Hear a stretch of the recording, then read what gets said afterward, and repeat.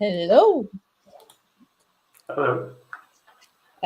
Okay, so I feel like I start every episode saying hello to you, but I'm actually excited about this episode because it's a season finale.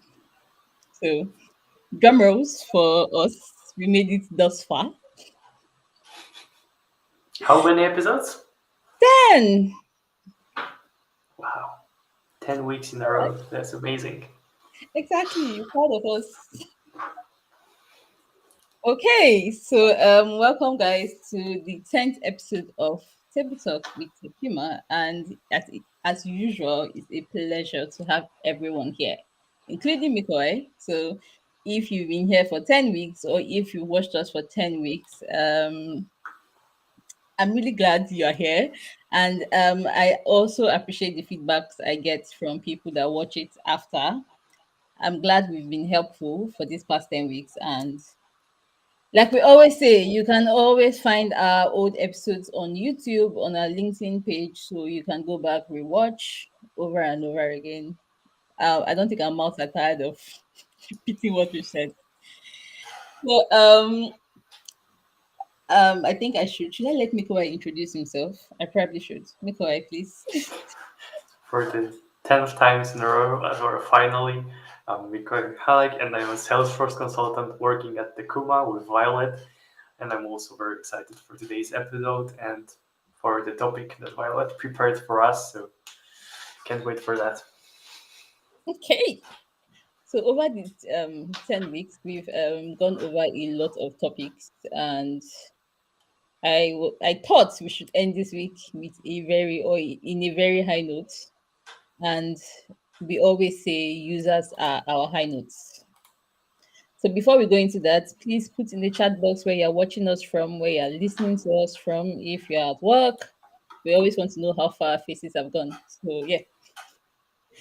So Don't be as shy. don't, Please share it with us. don't be shy, don't be shy. So our topic today is tips for successful Salesforce adoption and user training. So in the process of implementation of solution design, technical design, requirements planning, it all leads to one thing, which is how the users adopt Salesforce, how the users know how to use Salesforce.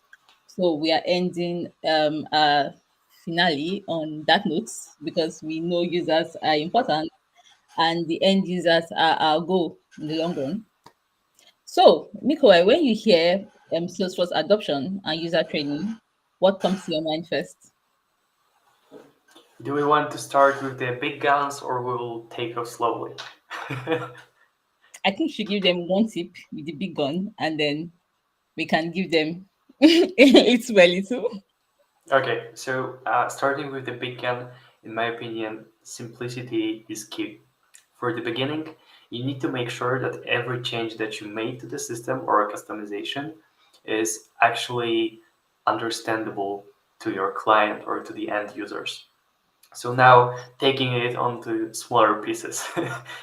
I don't want to be rude, but in my opinion, the human factor is probably the biggest risk that you face on the projects.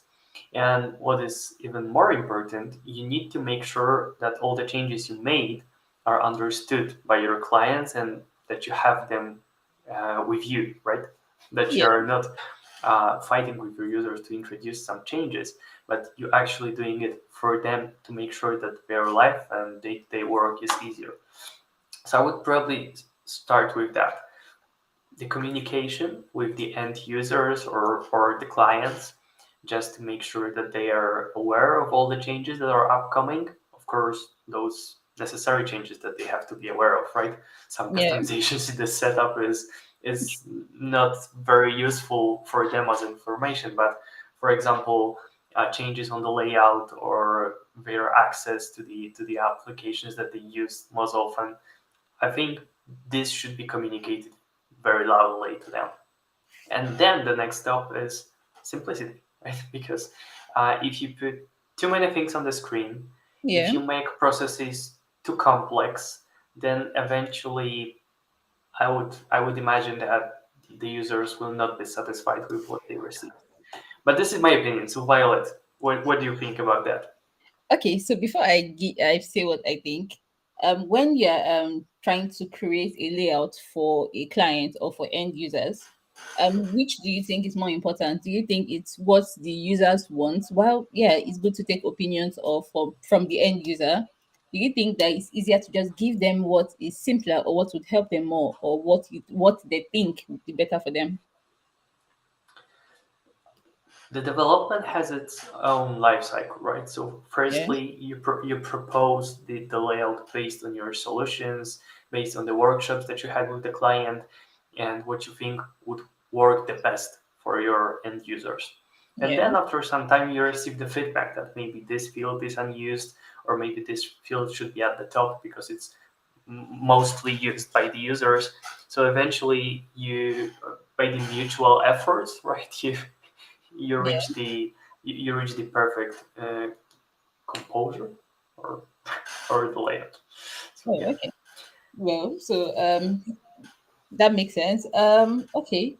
So from my end, I think that while we also want to put into consideration what the user thinks, sometimes solutions that we propose during the requirement stage, or which happens during deployment or during implementation, most times at the end of the whole process, we discover that it works better. So at that point, I wonder if I would want to change to fit the user or not. I think it's a constant struggle in my head, which goes to the main point I think during Salesforce adoption or user training is to provide ongoing support to the user at every point. So, like you said, it's very important to hear feedback, to be around the team, to know how they use the system, if fields are used, if fields are unused, provide answers to their questions and how you can help them better. So, yeah, yeah. I think hardly ever you developed a product without any uh, communication with the client, right? So you have a solution, you give it to the client, and that's all. No, usually in the creative process, the client is involved. So yeah, if you like it or not, you need to take into consideration their feedback because eventually they need to uh, confirm that it's that what you developed is actually what they expected. But this is only the first stage of the customization. The farther you go, the more changes you can make. true. Well, this reminds me of a project we did earlier. So we have the D10 package. So remember the project we did on the D10 package where we had to do user user training and Salesforce adoption. And after the training, remember how we had to go back and change based on the client's needs and wants. Um, so, which brings me to my next question for you.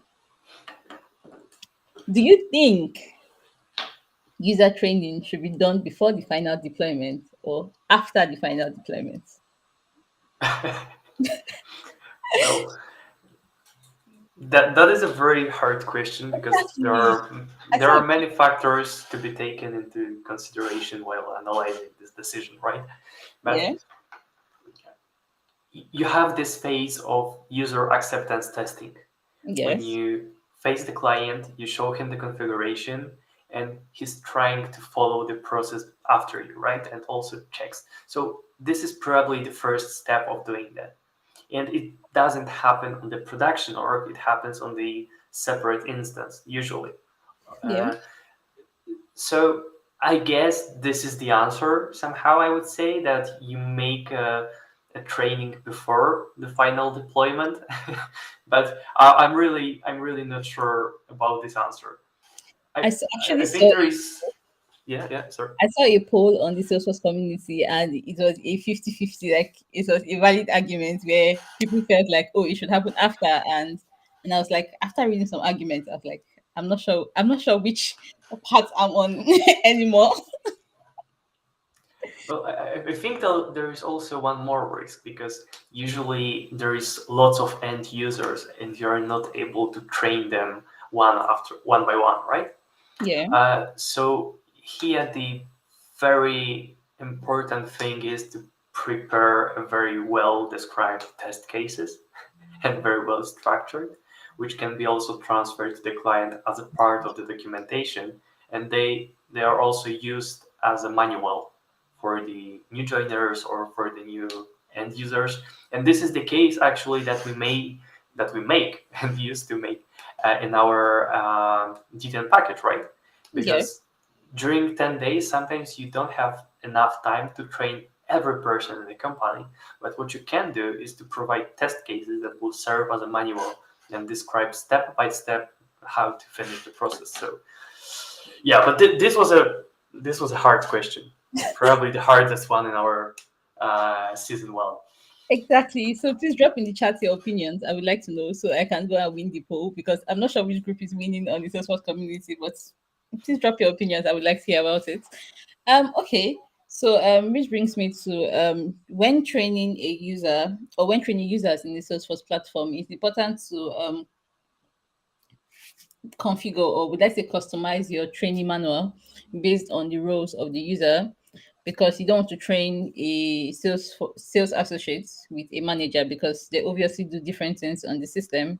So it's important to do training based on roles, based on profiles that the end users would use because some training a training part might be very useless for another user and might be useful for user. While I would like to go on, I just want to chip in and say that in all our packages, we provide user training at the end of the project. I would say in the middle because you never know when you might need them. So we provide user trainings in all our projects. We have the D10 package, we have the MPSP package, and we also have the commercial packages. So you know, as I always say, and I'm sure you're tired of hearing it, you can always reach out to us, and there's always a consultant available 24 hours to listen to you and to provide support for your business.